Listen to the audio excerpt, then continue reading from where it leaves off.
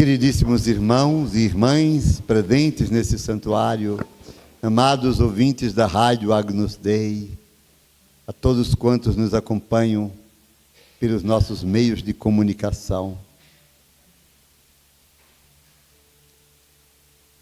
Terminamos a Quaresma com leituras emblemáticas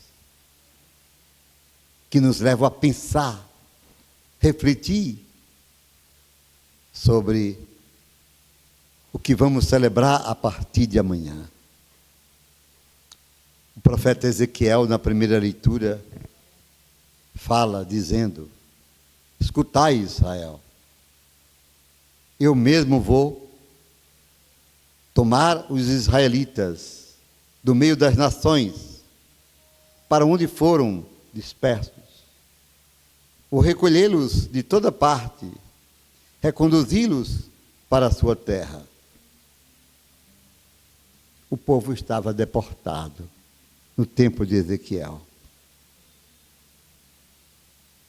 Farei deles uma única nação. Farei que habitem no Monte Santo. O que você pode pensar sobre essas palavras? Farei surgir uma única nação, um povo santo. Profecia realizada.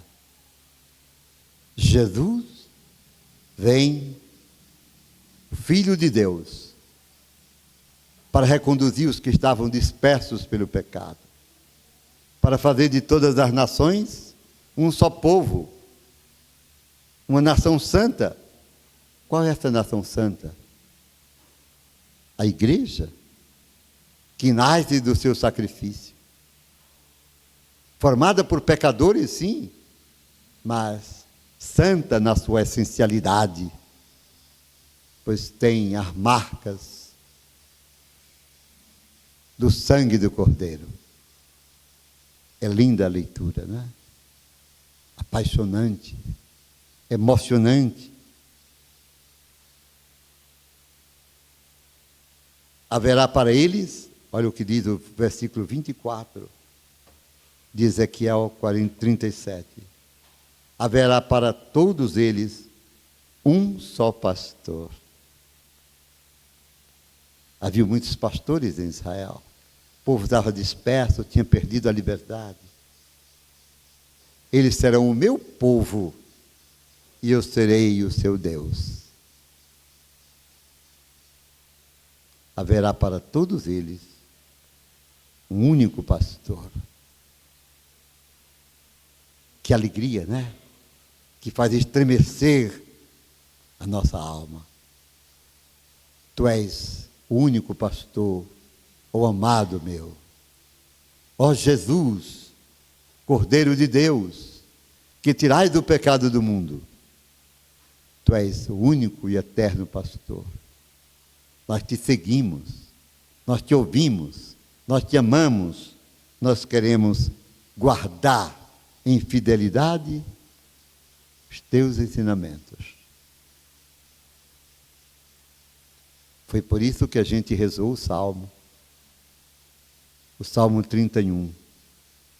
O Senhor nos guardará, qual pastor a seu rebanho. É bonito ter cantado o refrão, né? Se lembra como a gente cantou?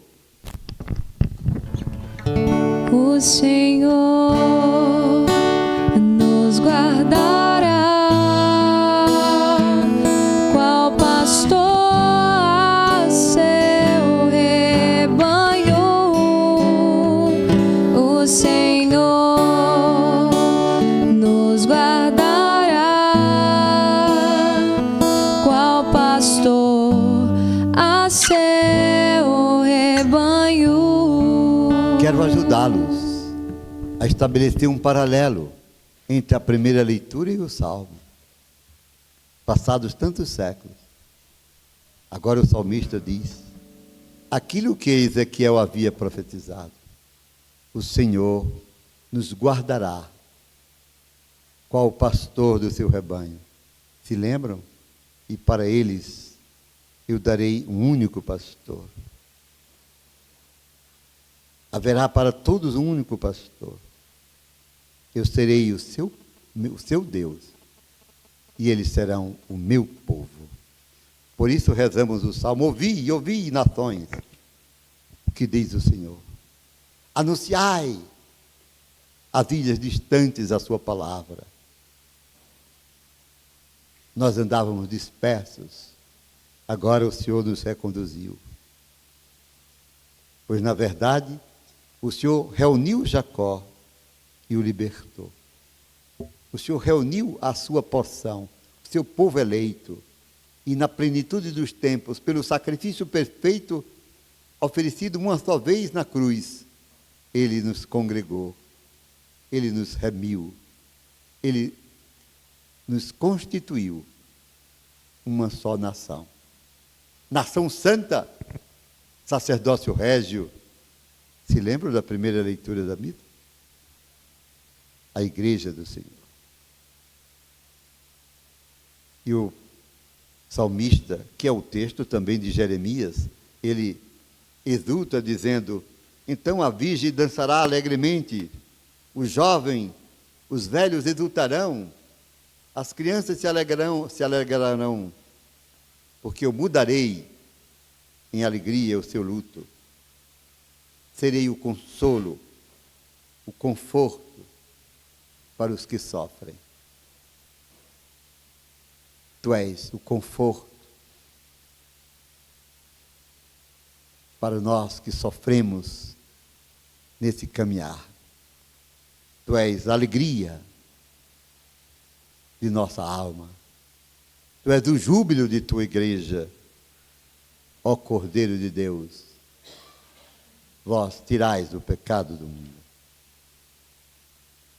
No Evangelho, repito, encerrando a Quaresma, nós ouvimos João narrar que muitos judeus foram à casa de Lázaro, casa de Maria. Viram o que Jesus tinha feito, ressuscitara Lázaro dos mortos. Isso impactou, e muitos judeus disseram: não é possível, esse homem é um profeta? Mais que um profeta, diziam outros, nunca ninguém viu coisa igual, mas tinham medo de dizer: ele é o Messias. Ele é o Messias, porque isso implicaria em severas punições das autoridades.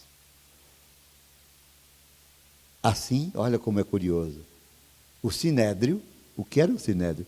O grande conselho dos judeus. Vamos dizer, era o Supremo Tribunal de Justiça, né? E tão iníquo quanto outros tantos que hoje existem. Se reúne o conselho e debatem. Se não fizermos alguma coisa, todos vão acreditar nesse homem. Olha bem a preocupação dele. Ele ressuscitou agora um morto. Pronto, agora o que é que nós vamos fazer?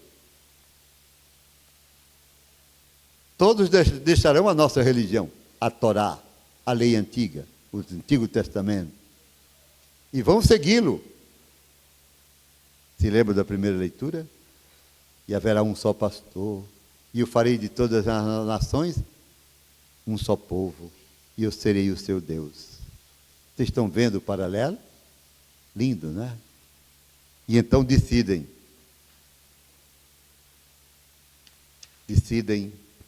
matar Jesus.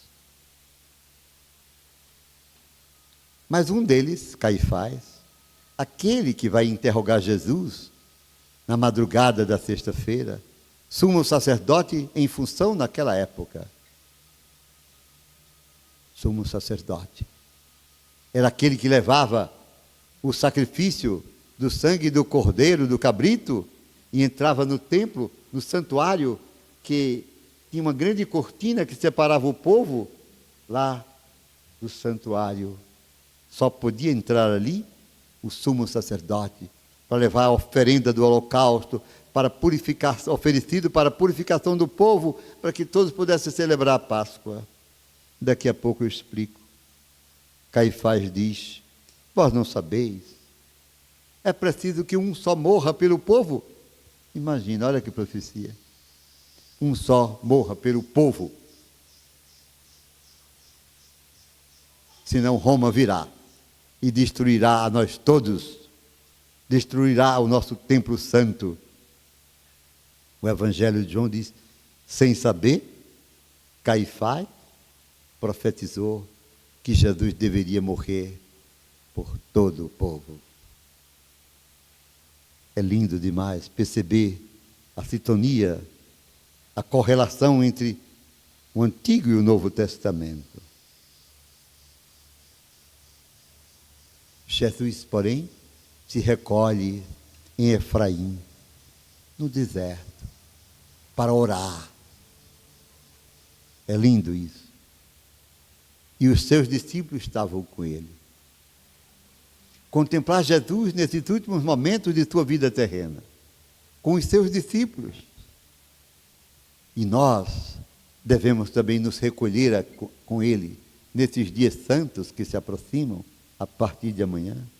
Devemos estar em nossas casas, nas nossas igrejas, nas nossas comunidades, aqui nesse santuário, no silêncio com o Mestre, para fazermos memória, celebrarmos na liturgia a sua paixão, a sua morte e a sua gloriosa ressurreição.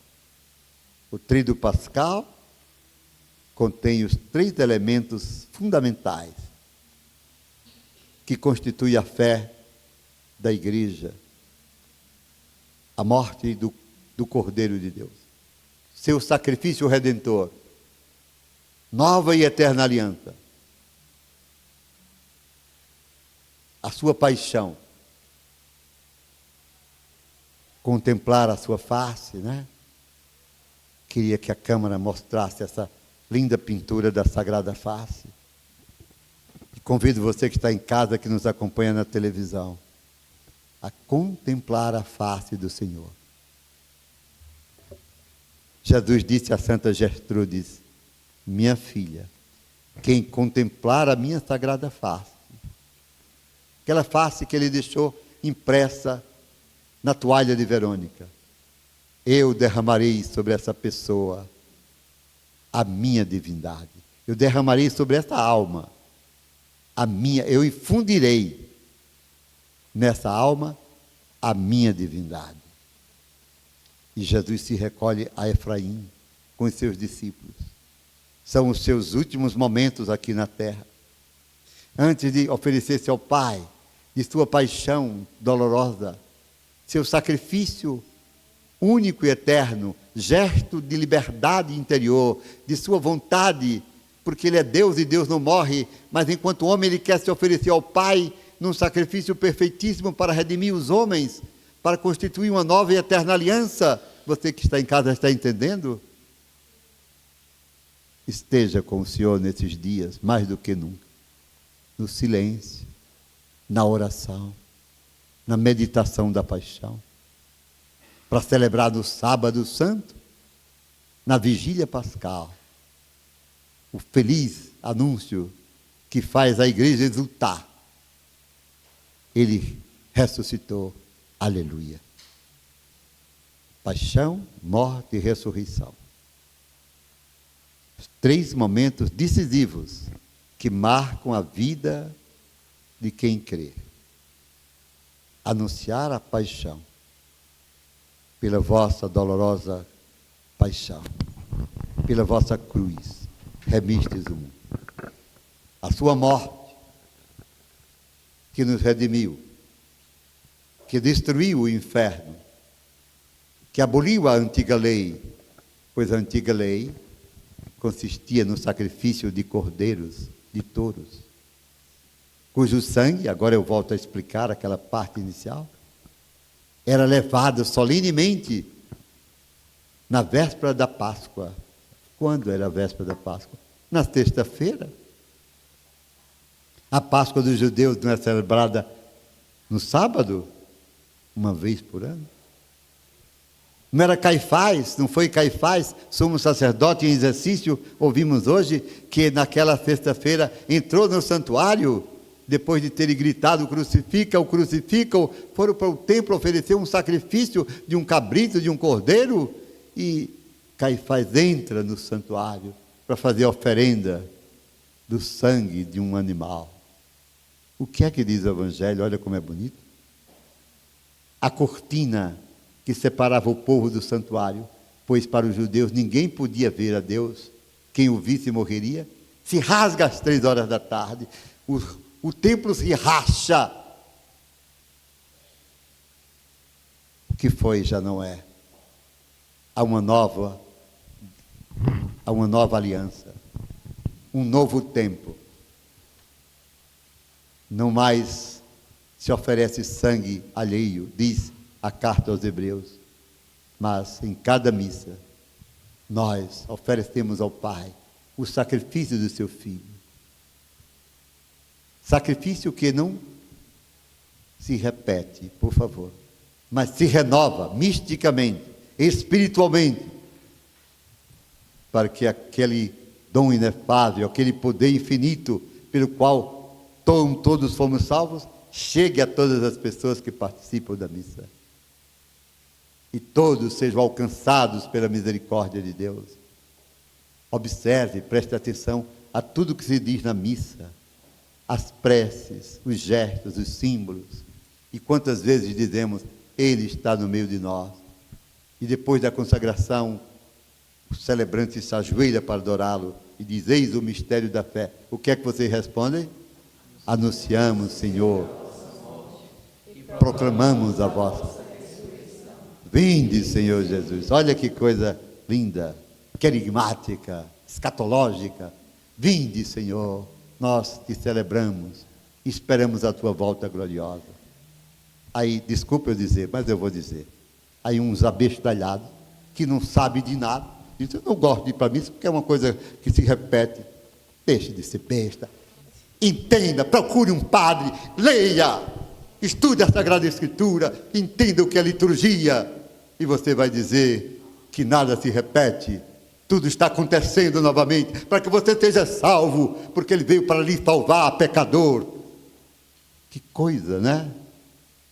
Desculpa a expressão, mas às vezes é preciso a gente até ser duro, para fazer despertar nas pessoas a essencialidade. Porque eu já vi pessoas dizerem, não vou para a missa porque é a mesma coisa, a gente se repete a mesma coisa. Não. Se faz a mesma coisa que ele fez. Está ouvindo? Isso faz toda a diferença. Veja as palavras que vocês pronunciam, que o sacerdote pronuncia. Sim, em cada tempo, vivendo a espiritualidade daquele tempo. Agora, exatamente agora, estamos terminando a quaresma. Amanhã faremos a procissão dos ramos, recordando sua entrada em Jerusalém.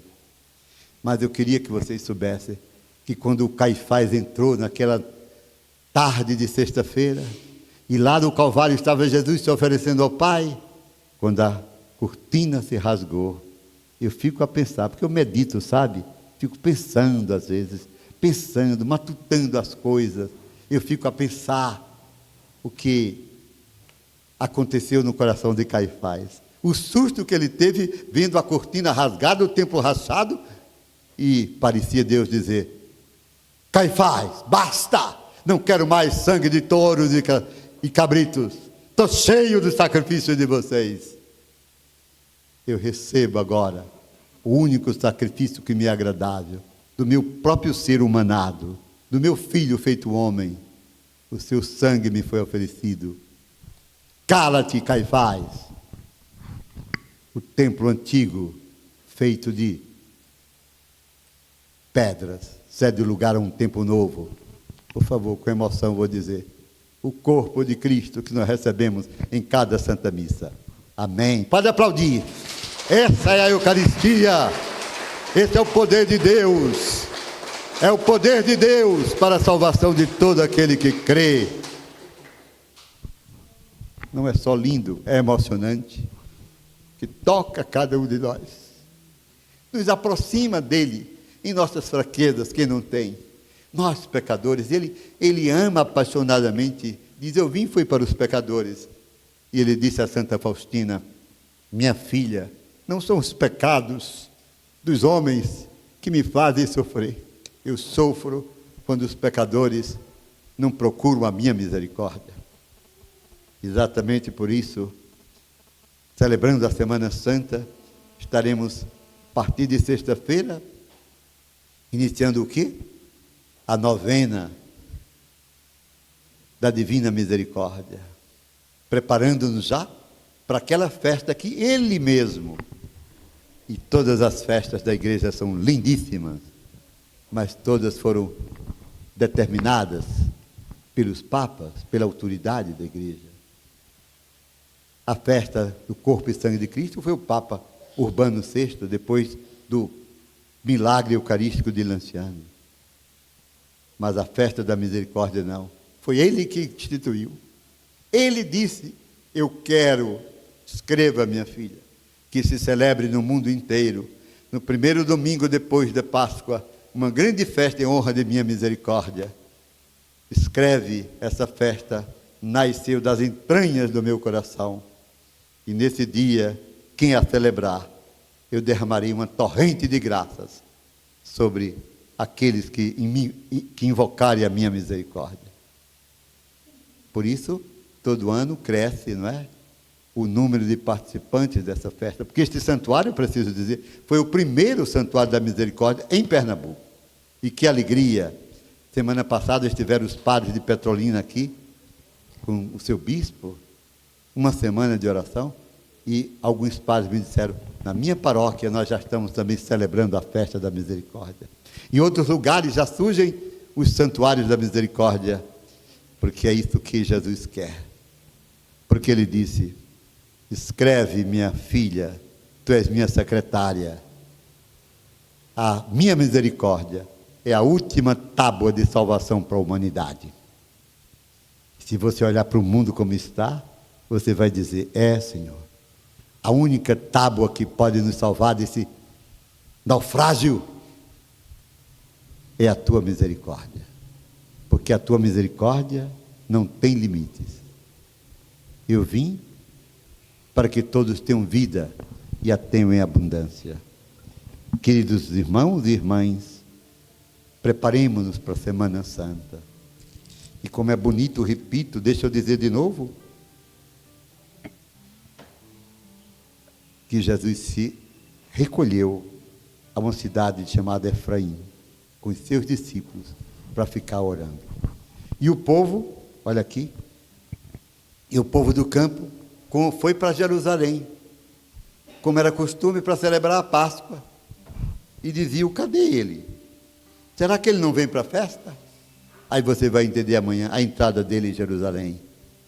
E a festa da Páscoa dos judeus se deu lugar para o verdadeiro culto agradável a Deus, o sacrifício de seu Filho, que se renova sobre os altares do mundo inteiro, em cada missa. Jesus Eucarístico, tu és o meu paraíso. Jesus Eucarístico, tu és o meu paraíso. Jesus Eucarístico, tu és o meu paraíso.